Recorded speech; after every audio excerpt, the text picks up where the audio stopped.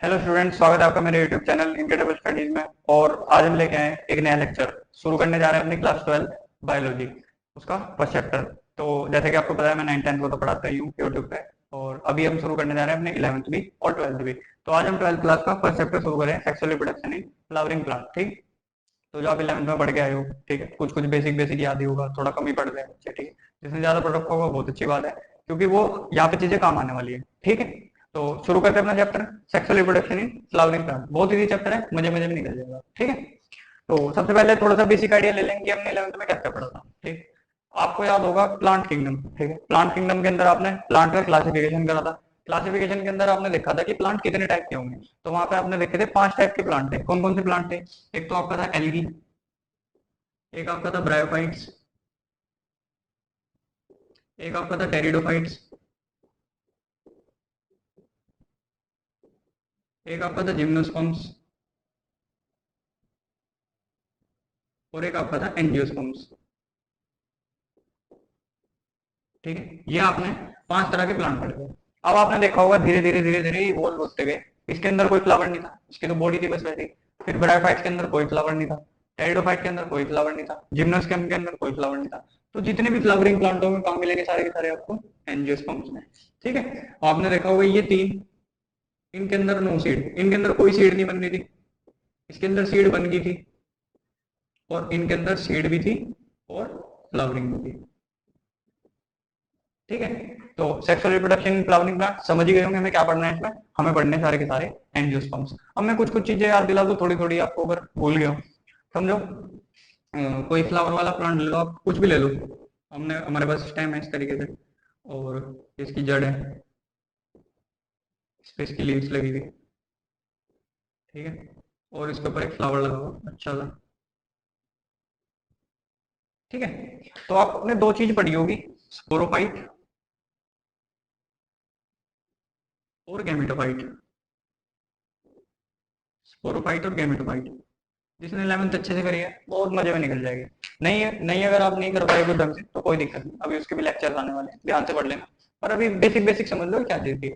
Sporophyte, sporophyte का मतलब है ये जो आपकी पूरी की पूरी प्लांट बॉडी है, पूरी की पूरी plant body, including its roots, its leaf, its stem, its flower, इसे हम पूरे क्या बोल देंगे? स्पोरोफाइट बोल देंगे, स्पोरोफाइट। और क्योंकि भाई तो स्पोरोफाइट ही आ गया सबको, तो गैमेटोफाइट आ गया। देखो, जो स्पोरोफाइट होगा ना आपका, उसके अंदर डिवीजन होगी, मियोसिस। मियोसिस माइटोसिस याद होगा, याद नहीं है तो याद दिला दो। जो माइटोसिस था वो क्या था? Equational division. यानी अगर हम अपनी सेल लें, हमारे सेल के अंदर 46 क्रोमोसोम होते हैं, ठीक है, 46। तो अगर ये डिवाइड करेगा तो इक्वेशनल कहने का मतलब दोनों तरफ सेम नंबर ही क्रोमोसोम जाएंगे और दो में वो डिवाइड हो जाएगा, ठीक है। दूसरा हमने पढ़ा था मियोसिस। मियोसिस, मियोसिस क्या था? Reductional division.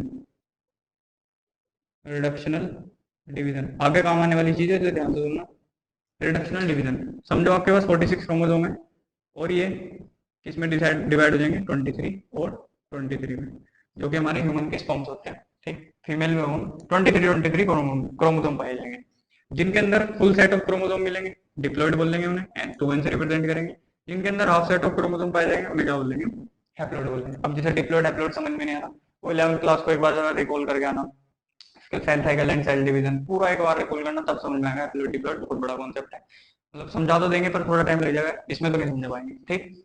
तो अभी हमने क्या देखा कि जिनके अंदर फुल सेट ऑफ क्रोमोसोम है, तो जो स्पोरोफाइट होगा उसके अंदर मियोसिस होगी, यहीं से आपका क्या बन जाएगा? गैमेटोफाइट बनेगा।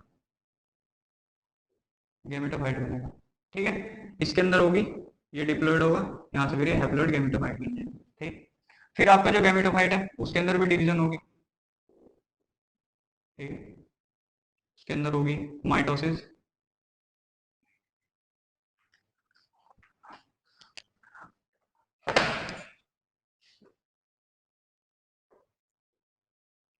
फिर जो आपका गैमेट है वो क्या प्रोड्यूस, गैमेटोफाइट है वो क्या प्रोड्यूस करेगा? गैमेट प्रोड्यूस करेगा। ये भी हैप्लॉइड होगा, और गैमेट भी कैसे बनाएगा? हैप्लॉइड बनाएगा, ठीक है। तो ये दो चार चीजें जरा याद रखना। तो अब इसके अंदर आप देखो ये सारे के सारे क्या है, स्पोरोफाइट। तो इसकी रूट क्या हुई, डिप्लॉइड हुई। लीफ क्या हुई, डिप्लॉइड हुई। स्टेम क्या हुई, डिप्लॉइड हुई। फ्लावर क्या हुआ, डिप्लॉइड हुआ। ठीक है। अब इसके अंदर क्या लगेंगे, आपको अगर याद हो, स्टेमन जो हम क्या बोल रहे थे, फीमेल पार्ट, वो सॉरी मेल पार्ट। और फिर इसके अंदर क्या था, कार्पेल या फिर पिस्टल बोल रहे थे आपका, फीमेल पार्ट। ठीक है। तो इनके अंदर, इसके अंदर बनेंगे पोलन ग्रेन, इसके अंदर बनेगा एम्ब्रियो सैक। ठीक है। ये तो है आपके सेक्स ऑर्गन्स, ये भी स्पोरोफाइट के अंदर इंक्लूड होंगे। लेकिन इसके अंदर जो पोलन ग्रेन बन रहा और जो एम्ब्रियो सैक बन रहा, ये है आपके पास इसके गैमेटोफाइट्स। क्या है, गैमेटोफाइट। और इनके अंदर फिर क्या होंगे, आपके गैमीट बनेंगे। ये होंगे आपके गैमीट। तो वो करता हूँ बिल्कुल क्लियर होगा। इस तरीके से आप अगर इसे पढ़ के चलोगे तो कोई दिक्कत नहीं होगी। बेसिक इंट्रोडक्शन था। अब इसके बाद हम मेन चैप्टर शुरू करेंगे। इसे आप एक बार लिख लो या स्क्रीनशॉट ले लो। चलो भाई, अब समझेंगे sexual reproduction. Sexual reproduction.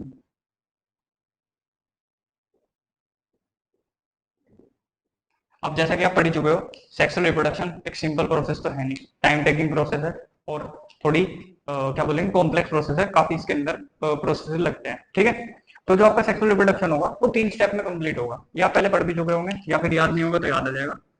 3 event होंगे। Pre fertilization event, pre fertilization event.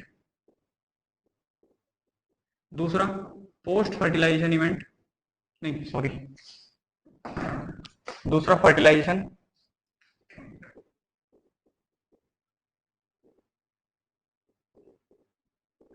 तीसरा आपके पास पोस्ट फर्टिलाइजेशन।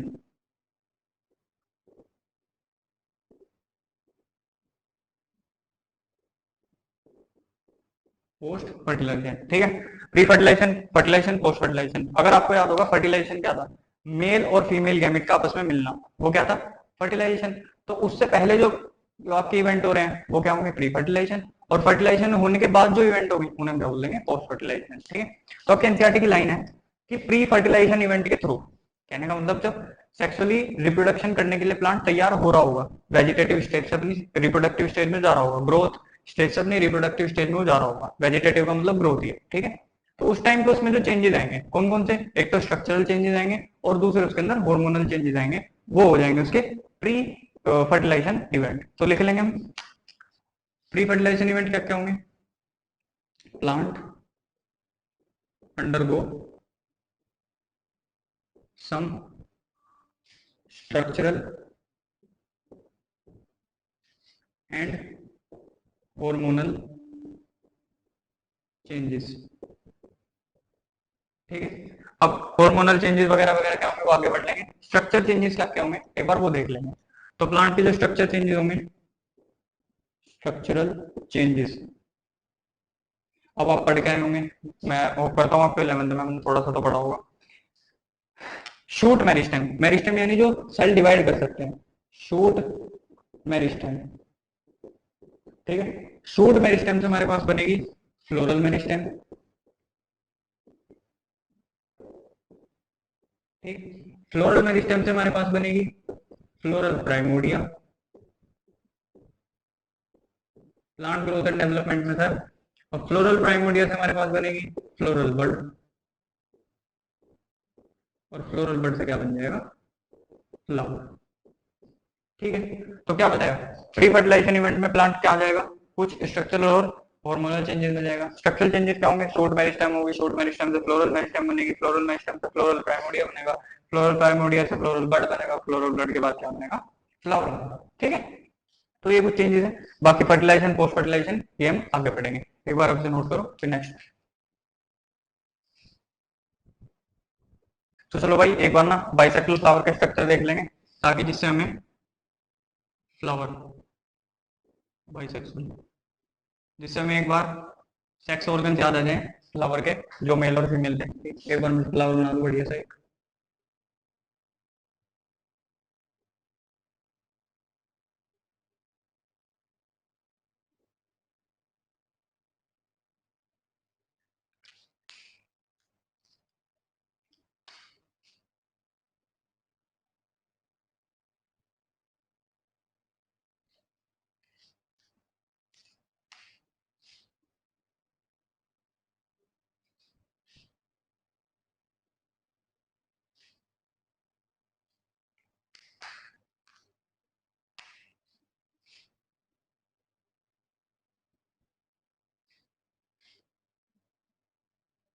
ठीक है, ये आपके पास बाइसेक्सुअल फ्लावर। अब एक एक करके इसके पार्ट्स लिख लेंगे। चलो, ये तो आपको याद ही होगा, ये वाला हिस्सा पूरा का पूरा क्या है। पहले बाहर से लिखना शुरू करेंगे। इसे क्या बोले थे? थैलेमस। थैलेमस किससे जुड़ा होगा? स्टॉक। ठीक है, फिर ये सेपल्स। सेपल्स, फिर ये पेटल्स, ये आपका पूरा का पूरा स्टेमन, और ये पूरा का पूरा नीचे तक ओवरी तक वहां तक कार्पेल या फिर पिस्टिल। अरे, उल्टा लिख दिया।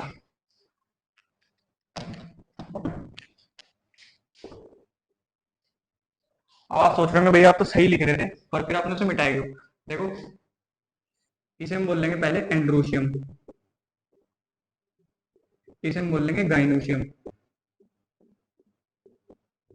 अब एंड्रोशियम और गाइनोशियम का क्या खेल है वो समझते हैं। देखो, जब आपके पास वर्ड वर्ड कहने का मतलब गुच्छे में प्रेजेंट होंगे, जब आपके पास एक से ज्यादा एंथर होंगे, तब उसे हम क्या बोल लेंगे?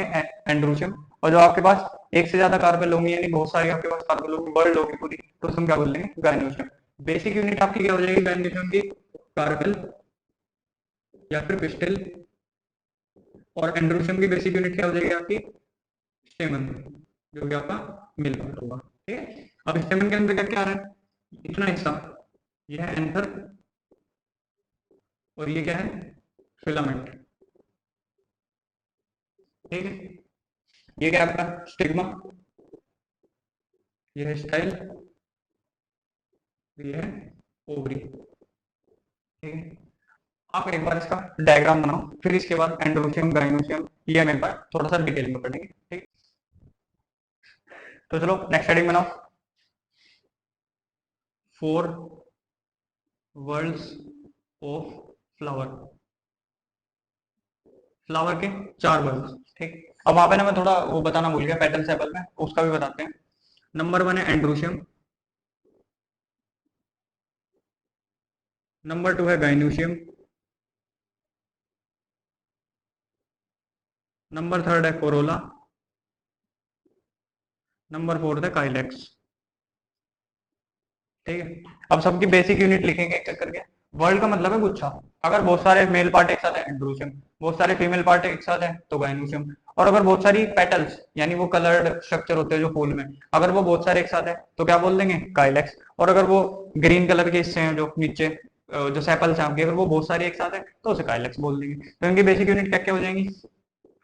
एंड्रोशियम की होगी हमारी स्टेमन, इसकी होगी पिस्टिल या फिर कार्पेल, इसकी होगी कोरोला की हमारे पास पेटल, और इसकी होगी हमारे पास सेपल। बस यही है। बस अब आपको क्या ध्यान रखना है इसके अंदर, देखो, ये जो दो होंगी एंड्रोशियम और गाइनोशियम, ये दोनों की दोनों होंगी एसेंशियल वर्ड। Essential word. और ये जो दोनों है आपकी, ये है नॉन एसेंशियल वर्ड।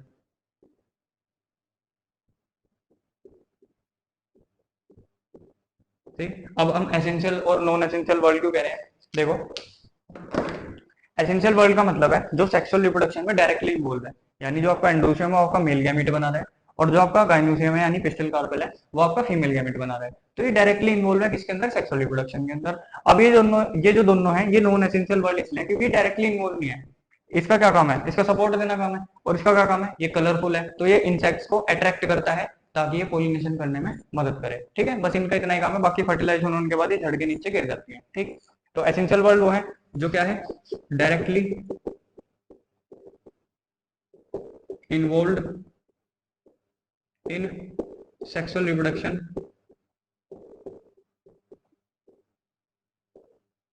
और ये क्या है? Not directly involve in sexual reproduction.